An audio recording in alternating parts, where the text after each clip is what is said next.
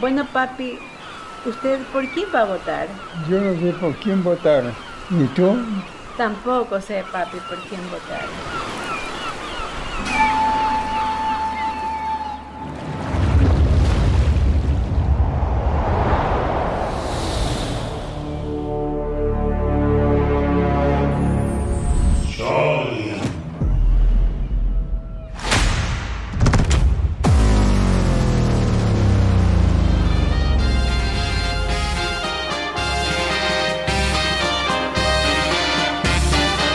En este episodio entrevistamos a Lupita Amaya Hacho. Es la anfitriona oficial del podcast Cholin, Entrevistas Políticas para la Asamblea 2023. Es máster en Educación y Desarrollo por la Universidad Católica Santiago de Guayaquil, diplomada en Liderazgo y Desarrollo por la Universidad NUR de Santa Cruz de la Sierra, Bolivia.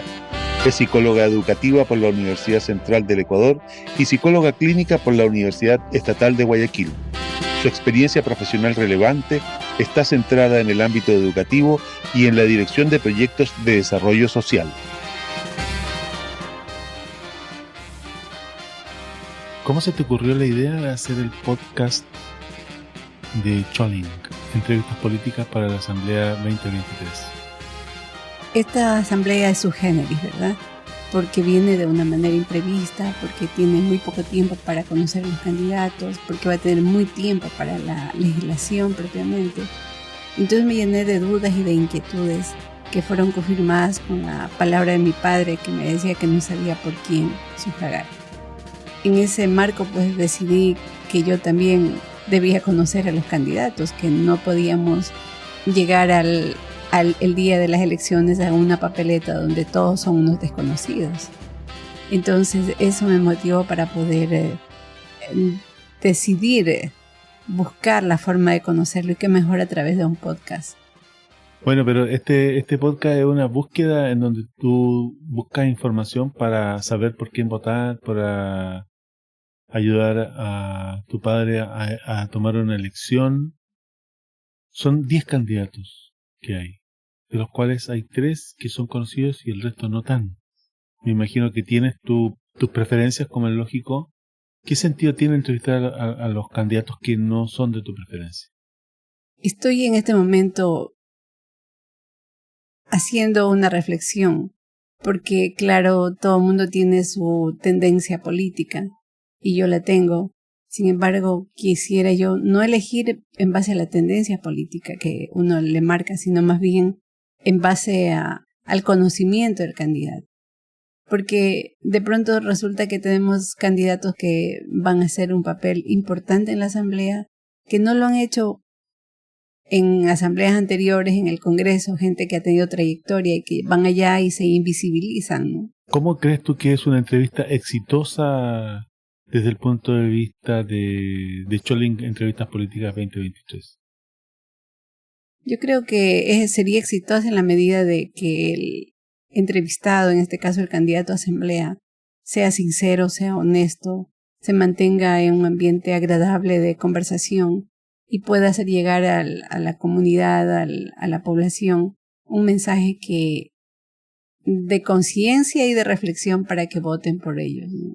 Cualquiera que sea. ¿Cuál es el estilo que tú buscas al inquirir esta información de la gente que se candidatiza? O sea, ¿tú vas a ser confrontacional o tu interés es buscar el lado humano de la persona candidata, o vas a requerir sobre preguntas específicas de lo que es la realidad de la provincia? ¿Cuál es el enfoque que tú piensas darle a tu trabajo periodístico acá? Como es conocido, yo no soy una periodista, yo no soy tampoco una política que sea conocida.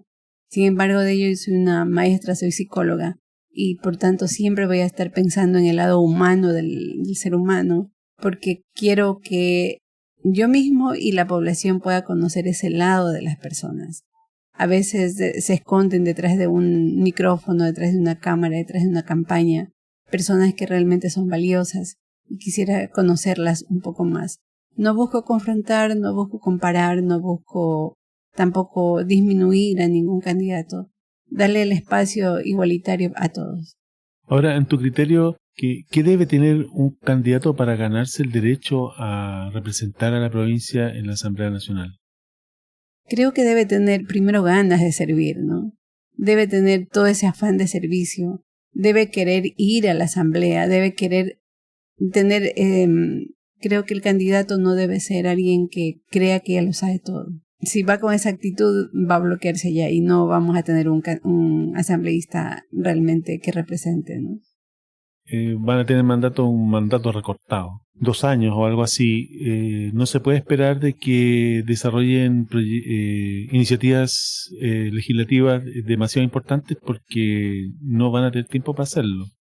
Tu punto de vista, ¿cuál sería una participación exitosa de una persona dentro de la Asamblea dada esta restricción? Hay proyectos que están ya en proceso, ya han tenido primer análisis, segundo análisis, y que de pronto son leyes que van a tener que pasar y ser aprobadas. Que si es que no se ponen de acuerdo, si es que no van a tomar el camino de continuar, van a tener una asamblea en la que todo el mundo va a querer iniciar, todo el mundo va a querer tener una ley nueva y no van a hacer nada.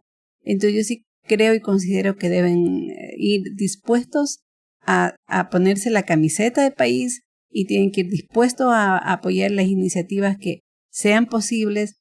Y una cosa que también es importante, que en este nuevo periodo los asambleístas vayan a dar gobernabilidad, porque hemos visto un país confrontado en estos 2 últimos años, en el que han estado tan confrontados que no ha habido posibilidades de gobernabilidad. Por eso estamos en este momento con una muerte cruzada, porque no hubo esa capacidad de buscar hacer consensos, de buscar acercamientos.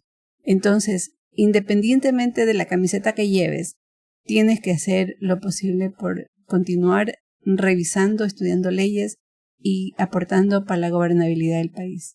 La capacidad de diálogo de una persona debe ser lo suficientemente poderosa como para poder sobrepasar las directrices partidarias, ¿no? ¿Cómo tú ves que una persona que ejerce la política en este ámbito parlamentario puede conciliar ambas cosas? Por un lado, el aspecto de la debida disciplina partidaria y por otro lado, una actitud deliberante, una actitud dialogante y una actitud que busca encontrar los puntos medios que permitan avanzar al país. Es bastante complejo si es que desde las propias directivas de los partidos tienen ya la posición de confrontar, porque si bien es cierto, en este corto tiempo va a haber mucha gente que va a estar trabajando, no precisamente para la gobernabilidad, pienso yo, sino más bien para la próxima candidatura. Y en ese proceso va a desprestigiarse mucho más el asambleísta, la asamblea misma, porque no van a estar pensando en el país, sino en las próximas elecciones. Entonces va a estar muy complicado. Sin embargo, sí tendría esperanza de que el asambleísta o asambleísta que llegue sea una persona capaz de poder incidir en su equipo, en su grupo, y pueda por lo menos llegar a consensos que no es que marquen o hagan la gran diferencia, pero todo suma, ¿no? En el momento de las elecciones, el momento de que sean votaciones, que sean decisiones que vayan a favor del pueblo. ¿Cómo tú crees que contribuye Scholling, Entrevistas Políticas, Asamblea 2023 para el buen logro de un parlamento dialogante y que dé gobernabilidad? ¿Cuál es la responsabilidad que tiene el podcast en este contexto? Sabes que pienso que este espacio les va a permitir reflexionar sobre su papel. Vamos a hablar de la gobernabilidad, vamos a hablar de su labor mismo, de las funciones dentro de la asamblea. Vamos a ver esa capacidad de incidir a nivel de equipo o de ser tan orgánicos a su partido y dar o no la posibilidad de la gobernabilidad. Que se pongan la camiseta, o sea, que la reflexión los lleve a pensar en el país, que no sea nada más un intento de llegar, por querer ser, por demostrar poder. Llegar a la asamblea no es coger más poder para mí, sino es tener más obligación de servir. Eso es uno de los conceptos que para mí son importantes dentro de la política, es el servicio que debe tener un elegido por nosotros. Tiene que estar al servicio de nosotros, no al servicio de sus intereses. Ahora, el próximo lunes va a ser liberado el primer episodio de Scholling, entrevistas políticas a elecciones a la Asamblea 2023. ¿Qué expectativas tienes tú con este lanzamiento? Quisiera que sea escuchado, por supuesto, mi expectativa es que sea escuchado, ¿no? Tenemos barreras, sí, tenemos barreras como la edad, que muchas personas de edad adulta no saben lo que es un podcast. Sin embargo, los jóvenes sí lo saben.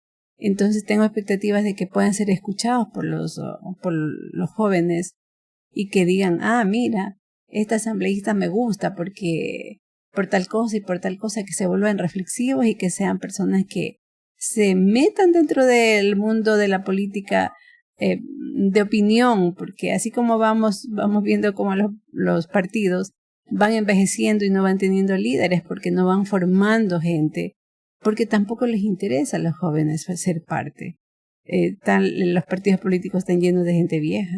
Pero tu primera entrevistada es una persona que joven, ¿no? Menor de 40 años. Se sentó cómodamente a hacer el podcast contigo. ¿Cómo fue esa experiencia? La experiencia con la candidata asambleísta de Revolución Ciudadana fue interesante porque se dio un ambiente totalmente de confianza, de igualdad, o sea, no había la brecha generacional porque ella es una mujer joven y yo soy una mujer adulta ya. Entonces, y no hubo esa diferencia, sentí que se daba muy cómodamente la conversación. ¿Qué es lo que tú deseas para la provincia de Santa Elena en esta legislatura, en lo que queda de esta legislatura? ¿Qué aspiración tienes?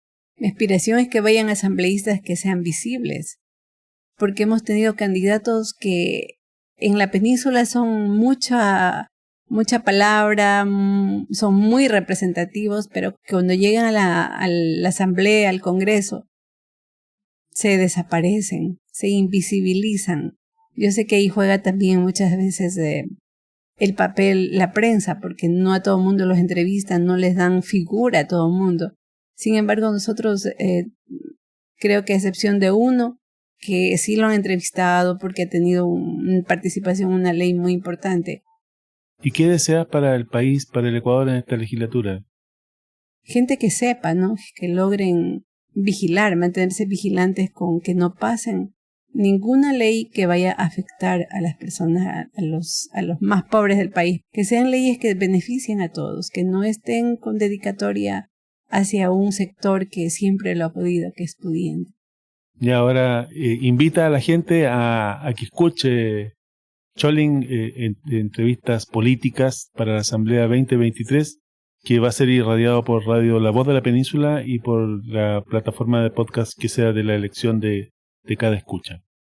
Bueno, a ustedes, chicos, chicas, en particular sé que van a lograr escuchar un podcast con agrado y también motiven a sus padres, hagan que sus padres entiendan que una forma de ir escuchando, aprendiendo es a través de la escucha, a través de la radio. Esta es la posradio, se dice, el podcast es la posradio, porque usted está escuchando una voz y usted no necesita estar detenido frente a un video, sino que usted va a estar sentado, trabajando, caminando, haciendo sus actividades, manejando, andando en bicicleta, haciendo cosas que a usted le agrade, escuchándonos.